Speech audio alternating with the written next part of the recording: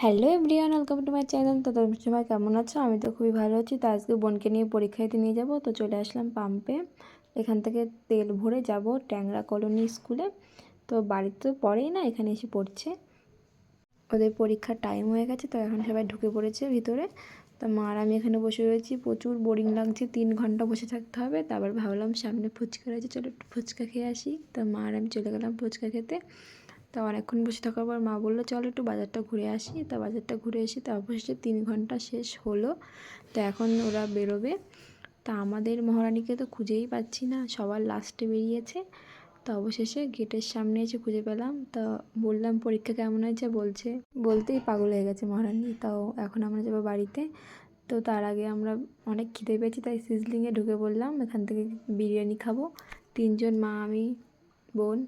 তো চলে আসলো আমাদের বিরিয়ানি। প্রচুর খিদে পেয়েছে, চলো খেয়ে নিই, তারপরে কথা বলছি। তো খাওয়া দাওয়া কমপ্লিট, বিল টিল পেমেন্ট করে এখন যাবো বাড়িতে। তো বাড়ি চলে এসে ভিডিওটা এডিট করছি। দেখা হচ্ছে নেক্সট ভিডিও, বাই।